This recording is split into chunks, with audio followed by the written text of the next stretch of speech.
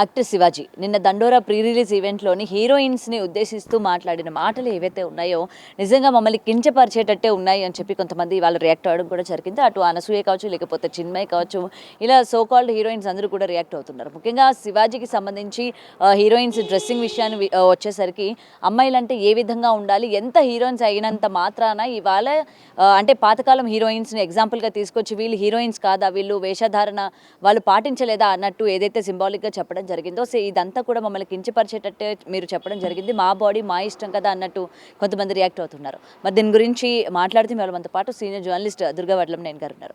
Ma'am నమస్తే. So Shivaji గారు ఎప్పుడు కూడా కాంట్రవర్సీకే, ఆయన నిజం చెప్పాలంటే నోరు విప్పాడంటే ఏదో ఒకటి. సో మంగపతి అన్న క్యారెక్టర్లోనే ఆయన ఉండిపోయాడు, దాని నుంచి ఇంకా ఆయన బయటికి రాలేదు. ఎందుకంటే ఇప్పుడు హీరోయిన్స్ అన్నాక వాళ్ళ డ్రెస్సింగ్ దాని గురించి ఆయన నేను చేసిన కమెంట్స్ కావచ్చు, సో దాన్ని మనం ఎలా తీసుకొచ్చి అంటారు? అంటే మామూలుగా డ్రెస్సింగ్ గురించి మనం మాట్లాడకూడదు, ఆడవాళ్ళ డ్రెస్సింగ్ వాళ్ళ ఇష్టం అనుకోండి. కానీ ఆయన మాట్లాడిన మాటలు చెప్పిన విధానం చాలా తప్పు. ముందు దానికి క్షమాపణ చెప్పాలి ఆయన. ఎందుకంటే శివాజీ నుంచి ఇలాంటి మాటలు ఎవరు ఎక్స్పెక్ట్ చేసి ఉండరు. ఆయన ఒక రకంగా చెప్పాలంటే పచ్చిగా మాట్లాడాడు. సామాన్లో ఏంటండి అసలు పదాలు ఏంటి, ఏమైంది అతనికి, వీళ్ళందరూ ఎందుకు ఇలా పరివర్టెడ్గా మారిపోతున్నారు. ఇప్పుడు చిన్మయి సరే వీళ్ళందరూ స్పందిస్తారు, అదేమీ కొత్త విషయం కాదు. కానీ ఆడవాళ్ళని కించపరచడం తప్పు. అయితే మీరు అనుకుంటున్నారు ఇదేదో ఇవాళ కొత్తగా వీళ్ళు స్లీవ్లెస్ వేసుకుంటున్నారని. నాకు గుర్తున్నంత మట్టికి మొన్ననే చూశాను భానుమతి గారిది అన్నయ్య అని ఒక సినిమా తమిళంలో. అది వచ్చి ఒక 60 ఏళ్ళు అయిందేమో, ఇంకా ఎక్కువైందో నాకు ఇయర్ గుర్తులేదు.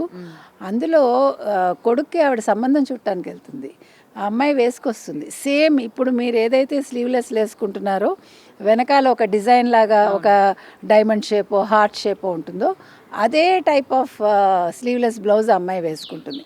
చీర కూడా చాలా పల్చటి చీర కట్టుకుంది. ఈవిడ అంటుంది నువ్వు రవిక వేసుకోవడం మర్చిపోయి వచ్చావా అని అడుగుతుంది. నేను వేసుకున్నాను, ఇదే ఫ్యాషన్ అంటుంది అమ్మాయి తమిళంలో. అదేంటి చీర ఏంటి ఇలా ఉంది అంటే ఇదే ఫ్యాషన్ అంటుంది. అంటే నేను అనేది ఏంటంటే ఫ్యాషన్ ఎప్పుడు ఒకలాగానే ఉంది. ఇప్పుడు ఏమైందంటే మీకు ఫ్యాషన్ విషయంలో ఎందుకు ఇంత కాంట్రవర్సీ వస్తుందంటే మీకు జనాలు పెరగడం, సోషల్ మీడియా పెరగడం, చదువుకునే వాళ్ళు పెరగడం, యువత పెరగడం, ప్రతిదాని మీద అవగాహన రావడంతో ఒకప్పుడు ఓన్లీ సెలబ్రిటీసే అలా వేసుకునేవాళ్ళు. ఇప్పుడు సెలబ్రిటీ అనేది ప్రతి వాళ్ళు సెలబ్రిటీనే. అంటే ఇవాళ చదువుకునే అమ్మాయి సెలబ్రిటీనే, హీరోయిన్ సెలబ్రిటీనే, రాజకీయాల్లో ఉండేవాళ్ళు సెలబ్రిటీసే. కాబట్టి సమస్య ఎదురవుతుంది. కాబట్టి ఇవాళ అందరూ కూడా ఒక అవేర్నెస్ తోటి ఉన్నారు. అంటే డ్రెస్సింగ్ సెన్స్ అనేది ఇవాళ మారిపోయింది, దానివల్ల మనం భరించలేకపోతున్నాం.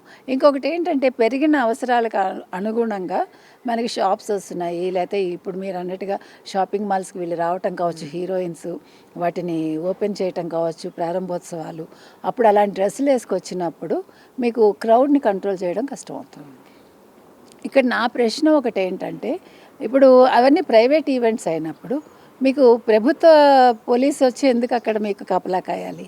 సో నా రిక్వెస్ట్ ఏంటంటే మీరు సెలబ్రిటీస్ కాబట్టి మీరే మీ బౌన్సర్స్ని మేనేజ్ చేసుకోండి, మెయింటైన్ చేసుకోండి. మీరు బయటకు వచ్చినప్పుడు మీ ఇది మీరు చూసుకోండి. ఎందుకంటే మాబ్ని కంట్రోల్ చేయడం చాలా కష్టం. కాబట్టి ఈవెంట్స్కి వచ్చేటప్పుడు ఇట్ ఈస్ యువర్ రెస్పాన్సిబిలిటీ. లేదు ఆ ఈవెంట్ ఎవరు నిర్వహిస్తున్నారో వాళ్ళ రెస్పాన్సిబిలిటీ. అంతేగాని ప్రభుత్వ ఉద్యోగుల్ని తీసుకొచ్చి పోలీస్ ఆఫీసర్లను అక్కడ పెట్టాల్సిన పని లేదనేది నా ఉద్దేశం. వాళ్ళు సామాన్య ప్రజానీకం కోసం పని చేయాలి. కాబట్టి మీరు డ్రెస్సులు ఎలా వేసుకుంటారో మీ ఇష్టం. ఇప్పుడు రవికలు వేసుకోవాలా వద్దా అనేది నిర్ణయించుకునే హక్కు ప్రతి ఆడపిల్లకి ఉంటుంది, ముఖ్యంగా సెలబ్రిటీస్కి కూడా ఉంటుంది. కాబట్టి ఆయన అలా మాట్లాడటం తప్పండి, అలా తిట్టడం తప్పు ఆడవాళ్ళని. అసలు ఎందుకు మాట్లాడాడో ఆయన చెప్పాలనుకున్న ఉద్దేశం ఒకటి, అక్కడ మాట్లాడిన మాటలు ఒకటిగా ఉన్నాయి. సో ఇంక మీదట ఏ హీరో కావచ్చు, లేదు ఏ క్యారెక్టర్ ఆర్టిస్ట్ కావచ్చు, మగవాళ్ళు ఎవరైనా సరే మీరు స్టేజ్ మీద మాట్లాడేటప్పుడు 1-2 సార్లు ఆలోచించుకుని మాట్లాడండి. ఇది పద్ధతి కాదు, ఆడవాళ్ళని కించపరిచే హక్కు ఎవరికీ లేదు.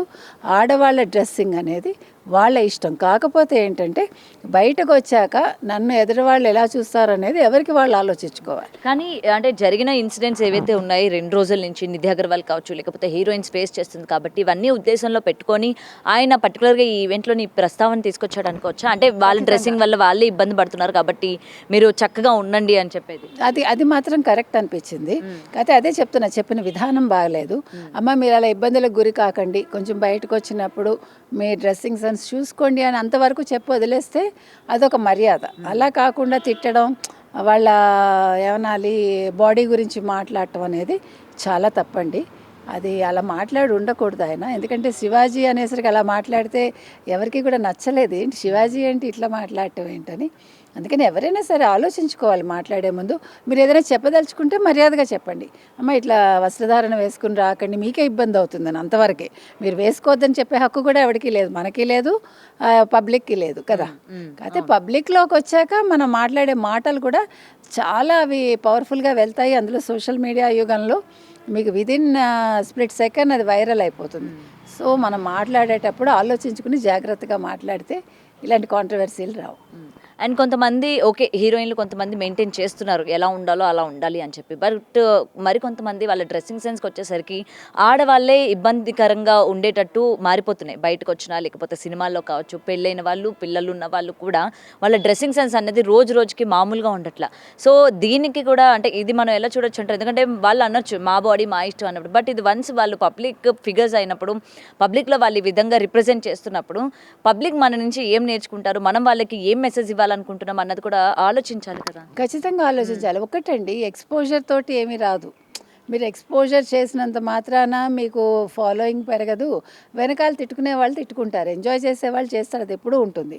మీరు అలా అనుకోకూడదు, మీరు చూడకూడదు, మీరు నన్ను అలా మాట్లాడకూడదు అంటే హూమ్ యూ కెన్ కంట్రోల్?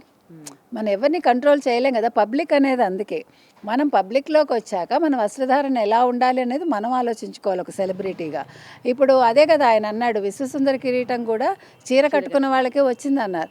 అది కరెక్ట్. కాకపోతే ఇప్పుడు చీర ఎలా కట్టుకుంటున్నారు అనేది కూడా ఒక ప్రశ్న.